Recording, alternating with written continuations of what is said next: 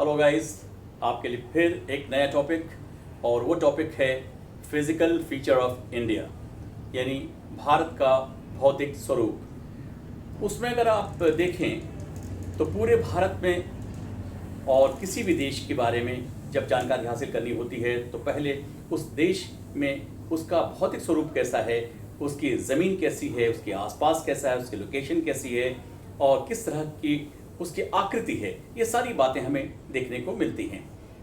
तो हिंदुस्तान के अंदर, भारत के अंदर अगर उसके फिजिकल फीचर के बारे में देखना चाहें, उसके भौतिक स्वरूप को जानना चाहें तो हम उसको 5 भागों में विभक्त कर सकते हैं मुख्य रूप से। उसके बाद भी हम उसको बांट सकते हैं, लेकिन सबसे पहले अगर ये देखा जाए कि भारत, ये सामने आप मैप दिख रहा है, इस मैप के अंदर जो फिजिकल फीचर उसका है सबसे ऊपर यानी नॉर्थ में, उसके बिल्कुल उत्तरी भाग में जो हिस्सा है, जो प्रदेश कहलाता है, वो है हिमालय का भाग, यानी हिमालय का पर्वतीय प्रदेश। उसको 3 हिस्सों में हम बांट सकते हैं। हिमालय का एक तो सबसे ऊंचा भाग जिसे बृहत हिमालय कहते हैं, ग्रेटर हिमालय, जो बहुत ही विशाल है, महान है। उसमें अगर देखा जाए तो करीब करीब सभी चोटियाँ उसकी, सभी टॉप्स उसके, सभी एपेक्स बिल्कुल बर्फ से लदे पड़े हैं, क्योंकि यहाँ पर ऊंचाई बहुत अधिक है। और करीब करीब हिमालय पर्वत में अभी लगभग जो नोन हैं, सारी जगहें देखी जा चुकी हैं, उसमें से 100 ऐसे पीक्स हैं जो 8000 मीटर से अधिक ऊंचे हैं। इसमें महत्वपूर्ण अगर देखें हम तो उसमें धौलागिरी है, नंगा पर्वत है, अन्नपूर्णा है, इसी तरह कंचनजुंगा है। ये सब बड़े ऊंचे पर्वतीय क्षेत्र हैं, इनकी टॉप या की चोटी बहुत ऊंची है, लेकिन इनकी जो ऊंचाई है वो 8000 मीटर से अधिक है। और जो एवरेस्ट है, आप जानते हैं, जो नेपाल के अंदर सम्मिलित है, उसका जो हिस्सा है वो वहीं पर है, वो 8848 मीटर है। लेकिन अगर हम उसके ऊपर वाले हिस्से को देखें तो पूरा हमारा हिमालय का जो भाग है वो एक आर्क की तरह से है, एक चांद की तरह से। आप देखिए, अर्धचंद्राकार, उत्तर में अर्धचंद्राकार है और पूर्व भाग में भी एक छोटा अर्धचंद्राकार है, यानी 2 चाप की तरह से बना हुआ क्षेत्र। लगभग 2400 किलोमीटर, 2400 किलोमीटर इसका रेंज है। और ये पश्चिम में और पूर्व में अलग अलग ढंग से इसकी चौड़ाई है। पश्चिम में देखें तो बहुत ज़्यादा ये चौड़ा है, लगभग 400 किलोमीटर चौड़ा है। लेकिन जैसे जैसे पूर्व की ओर आते हैं, ईस्ट की तरफ बढ़ते हैं हम, तो वैसे वैसे इसकी चौड़ाई घटती जाती है, जो 150 किलोमीटर के आसपास रह जाती है। अब हम देखें कि इन पहाड़ के भीतर जो हमने ग्रेटर हिमालय कहा, जो बाह्य हिमालय है, जो बाह्य बल्कि यूँ कह लें ग्रेटर हिमालय, जो सबसे बड़ा बृहत्तर हिमालय है, उसके अंदर जितनी भी चोटियां हैं वो सभी बर्फ से ढकी हुई हैं। लेकिन जैसे जैसे हम नीचे की ओर आते हैं उसे मध्य हिमालय कहते हैं। मध्य हिमालय में आज भी बहुत ही शानदार क्षेत्र हैं, जैसे पिकनिक स्पॉट के नाम से जाना जाता है। उसमें शिमला है, मसूरी है, नैनीताल है और बहुत सारी जगह ऐसी हैं जो पर्वतीय क्षेत्र हैं जिसमें आप घूमने के लिए जाते हैं। लेकिन इसकी ऊंचाई बहुत ज़्यादा नहीं है, फिर भी इसकी ऊंचाई लगभग 3000 मीटर के आसपास है। लेकिन जब हम उससे नीचे की ओर आते हैं, इस हिमालय पर्वत के नीचे वाले क्षेत्र में, जिसे हम कहते हैं शिवालिक की श्रेणियाँ। शिवालिक की श्रेणियाँ ये बहुत ही नीची हैं, बहुत ही ऊंची नहीं है, बमुश्किल तमाम अगर आप देखें तो वो कुछ मीटर से लेकर के 150-200 मीटर के ऊंचाई तक ही पाई जाती हैं। इसके अंदर क्या है, शिवालिक यानी शिव की जटा, उसकी तरह से फैली हुई उसकी पहाड़ियाँ हैं। तो एक तरह से हम देखें तो पूरे हिमालय पर्वतीय भाग को हम 3 बराबर भागों में बांट देते हैं, और 3 में सबसे बड़ा वाला हिमालय, फिर मध्य हिमालय, फिर शिवालिक श्रेणियाँ। और ये शुरुआत कहाँ से होती है, उत्तर में, बिल्कुल उत्तर पश्चिम में पामीर की गांठ से लेकर के और इधर होते हुए ईस्ट की तरफ जाते हुए पूर्व की ओर जाते हुए नीचे की ओर बिल्कुल साउथ की तरफ, दक्षिण की तरफ घूमती है और आपके मिजोरम, नागालैंड होते हुए म्यांमार में खो जाती हैं। यानी वो एक तरह से स्टार्ट होता है ऊपर से, यानी उत्तर से पूर्व की ओर और दक्षिण की ओर निकल जाता है। तो ये रहा हिमालय का पर्वतीय क्षेत्र। और इस हिमालय के पर्वतीय क्षेत्र में बहुत सारी हिम नदियां हैं।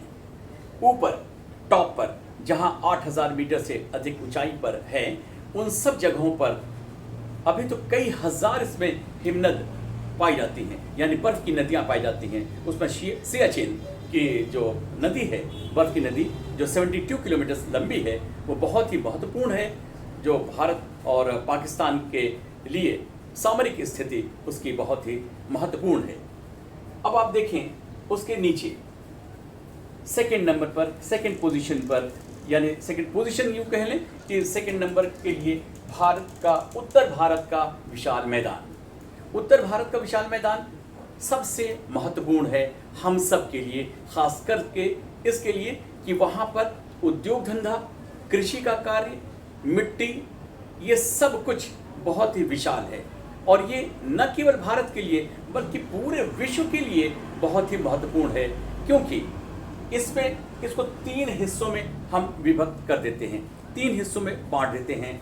पहला भाग है सिंधु नदी का हिस्सा, दूसरा गंगा का हिस्सा और तीसरा है ब्रह्मपुत्र का हिस्सा।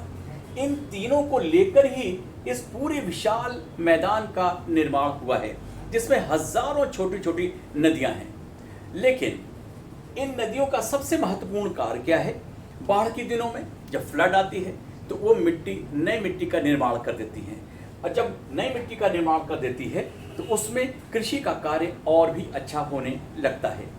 ये क्षेत्र पूरे भारत ही नहीं बल्कि विश्व का महत्वपूर्ण क्षेत्र है, जहाँ विशाल जनसंख्या निवास करती है, और विश्व की सबसे घनी जनसंख्या वाला प्रदेश इन्हीं के अंतर्गत आता है।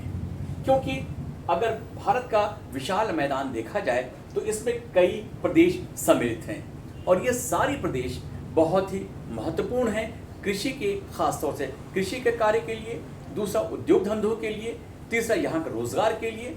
इसलिए ये बहुत ही महत्वपूर्ण है हम सब के दृष्टिकोण से। ये जो उत्तर भारत का विशाल मैदान है, इसमें नदियों का सबसे महत्वपूर्ण योगदान है। इसीलिए जो मिट्टी है वो फैली हुई जलोढ़ मिट्टी का क्षेत्र है। यहाँ पर कृषि में खास तौर से गेहूँ, चावल, मक्का, ज्वार, बाजरा, गन्ना और बहुत सारी चीज़ें यहाँ उत्पन्न होती हैं। लेकिन विशेष रूप से यहाँ पर चावल, गेहूँ और गन्ना, ये 3 बहुत ही महत्वपूर्ण फसलें यहाँ पर उत्पन्न होती हैं। इसके बाद आप आइए हम दूसरे तरफ चलें। अब थोड़ा नीचे की तरफ, यानी जो पठार का क्षेत्र है, इसे दक्षिण का पठार कहते हैं। दक्षिण के पठार को हम 2 भागों में विभक्त कर देते हैं। पहला उसका उत्तर का भाग यानी नॉर्थ हिस्सा, जो मध्य प्रदेश और थोड़ा सा इसके पश्चिम की ओर पड़ा हुआ है, जिसमें मालवा का पठार आप देख रहे हैं, यहाँ पर सतपुड़ा देख रहे हैं, विंध्याचल देख रहे हैं। इन सब को उच्च भूमि के नाम से जाना जाता है। ये थोड़ा हाईलैंड्स हैं, थोड़ा ऊंची भूमि है।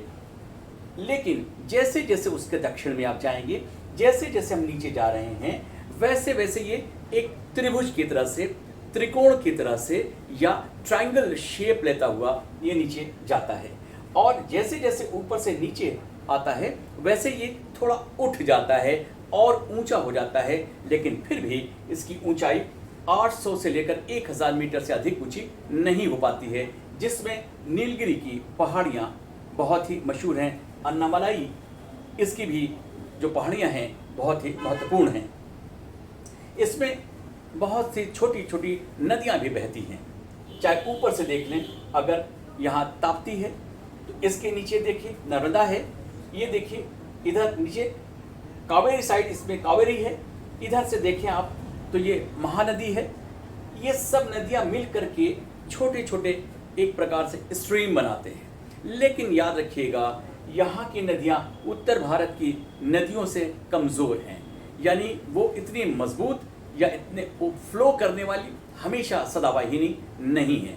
यही वजह है कि ये पहाड़ी क्षेत्र जो एक 5 lakh square kilometre 5 lakh square kilometre का जो क्षेत्र होता है उसे रेगर काली मिट्टी का क्षेत्र पाया जाता है। ये बहुत ही प्राचीन काल में किसी समय किसी ज़माने ये रहा होगा, जब ज्वालामुखी का विस्फोट हुआ होगा, उससे निकला हुआ लावा मैग्मा वो जम गया होगा। जमने के बाद वहाँ पर एक बहुत बड़ा मिट्टी का ढेर जिसको पठार के रूप में पैदा हुआ, और वो पठार आज भी बहुत ही महत्वपूर्ण है। इसीलिए इसके कई जगह पर काली मिट्टी का क्षेत्र पाया जाता है। तो ये रहा हमारे लिए साउथ का, दक्षिण का पठार। ये मिनरल्स के लिए बहुत ही महत्वपूर्ण है, यानी यहाँ पर खनिज पदार्थ बहुत प्रमुखता से पाया जाता है। और इसी साउथ दक्षिण भारत में कोलार की खान बहुत ही मशहूर है, जो सोने की खान भारत में बहुत ही महत्वपूर्ण है। सोने की खान वो भी यहीं पर पाई जाती है। इसके बाद अब आप चलिए थोड़ा हम आपको ले चलें तटीय भाग पर, जो कोस्टल एरिया है। कोस्टल एरिया हमारे हिंदुस्तान एक ऐसा देश हमारा है जिसके अंदर पर्वत भी है, पठार भी है, मैदान भी है, मरुस्थलीय भाग भी है, यहाँ पर द्वीपीय भाग भी है। इसलिए भारत बड़ा महान है। और इसके तटीय भाग को देखें, ये जो ट्रायंगल शेप आ रहा है उसके किनारे किनारे 50 किलोमीटर से लेकर के 150 किलोमीटर तक की एक पट्टी पाई जाती है, एक कोस्टल बेल्ट पाया जाता है। इसको अगर हम ईस्ट में देखें तो इसको उत्तरी सरकार कहते हैं, और इधर देखें ये एक तरह से एक हिस्सा इसका मालाबार का है, एक कोरोमंडल तक है, और देखिए ये पश्चिमी घाट है, ये पूर्वी घाट है।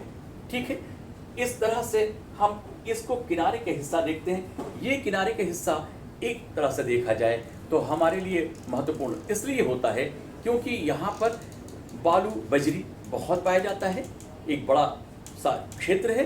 दूसरा, यहाँ पर जो खजूर या फिर नारियल के वृक्ष बहुत पाए जाते हैं, दूर दूर तक नारियल के वृक्ष पाए जाते हैं।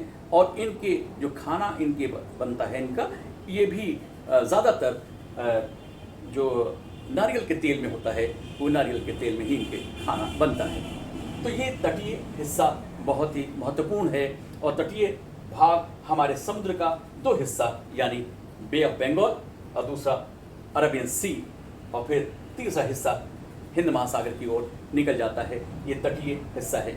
इसके बाद आप आइए थार मरुस्थल, जो आपके पश्चिमोत्तर में है, यानी नॉर्थ वेस्ट में है। एक बात आप सोच रहे होंगे कि इस थार को हमने थोड़ा लेट पे लिया है, लेकिन लेट पे इसलिए लिया है मैंने आपको क्योंकि यहाँ वर्षा के दृष्टिकोण से, फर्टिलिटी के हिसाब से, उपजाऊपन के हिसाब से ये हिस्सा मशहूर या महत्वपूर्ण नहीं है, लेकिन हमारे देश के लिए बहुत ही महत्वपूर्ण है क्योंकि यहाँ पर कुछ खनिज पदार्थ बहुत ही महत्वपूर्ण ढंग से उसका उत्पादन होता है। अब देखिए ये थार हुआ ही क्यों, एक थोड़ा सा इसका वो ले लें, ये क्यों हुआ थार। इसे थार बनने में, डेजर्ट बनने में किसने भूमिका अदा की, तो यहाँ देख लें अरावली पर्वत ये है, ये अरावली पर्वत है। अरावली पर्वत ही क्या करता है कि अरब सागर से उठने वाली ठंडी हवाओं को, जो वाष्प भरी हवाएं हैं, उसको रोक करके इसी तरफ से गुजरात, महाराष्ट्र, मध्य प्रदेश के इस हिस्से में बारिश कर देता है। और यही हवाएं जब उलट करके उसके पीठ की तरफ जाती हैं, यानी उस साइड में जाती हैं, तो उसमें से पहले ही पानी निकल चुका होता है, जल निकल चुका होता है, और हवाएं जब उधर उस पार पहुंचती हैं, यानी राजस्थान के क्षेत्र में पहुंचती हैं, तो वहाँ हवाएं सूख जाती हैं, इसलिए वहाँ वर्षा नहीं होती है।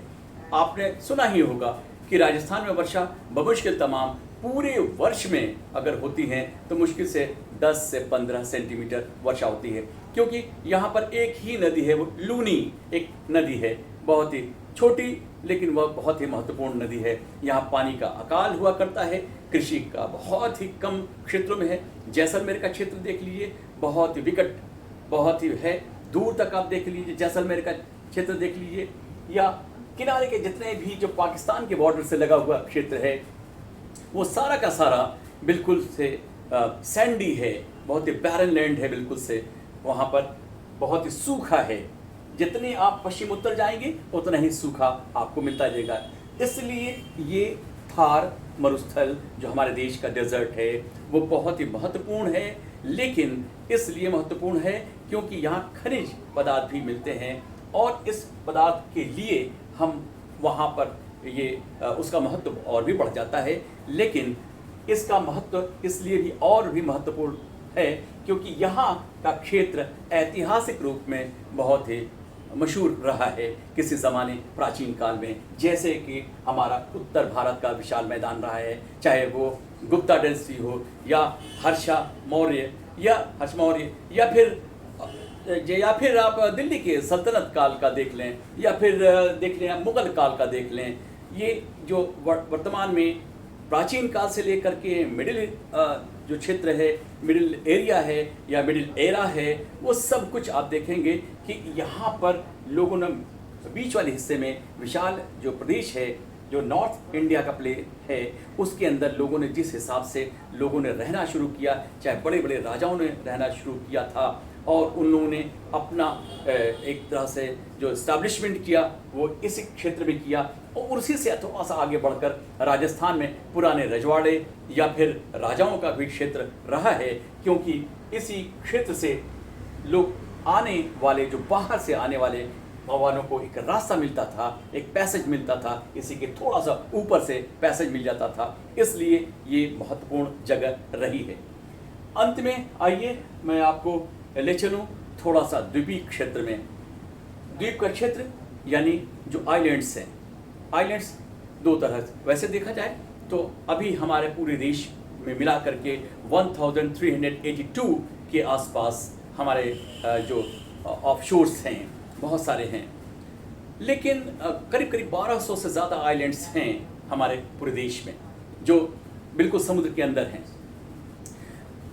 जो यानी हमारे अरब सागर की तरफ लक्षद्वीप है और फिर इस तरफ देखें यानी बे ऑफ बंगाल में तो वह है अंडमान निकोबार द्वीप समूह। तो बहुत सारे द्वीपों को लेकर के हमारा देश द्वीपों का भी एक देश है। अगर हम देखें तो हमारे देश में ऊपर से देखें, नॉर्थ से शुरू करें और साउथ तक आएँ तो आपको ये दिखाई देगा कि हमारे देश के अंदर विशाल पर्वतीय क्षेत्र है, जिससे हमारे देश में हम सब किसी तरह से अपने को जलवायु के हिसाब से बहुत ठीक रख पाते हैं। यही हिमालय हमारा कार्य करता है। तो हिमालय का पर्वतीय क्षेत्र, फिर आता है विशाल मैदानी क्षेत्र, फिर दक्षिण भारत का विशाल जो प्लेटू है, उसके बाद तटीय क्षेत्र है, उसके बाद थार मरुस्थलीय भाग है और उसके बाद फिर ये बहुत सारे द्वीपीय क्षेत्र हैं। इस तरह से ये हमारे इस फिजिकल फीचर यानी भारत का जो भौतिक विस्तार हमने आपको बताया, उम्मीद है कि आप सबको पसंद आया होगा। फिर नेक्स्ट चैप्टर में इसको और डिटेल में हम आपको समझाएंगे। तब तक के लिए बाय बाय।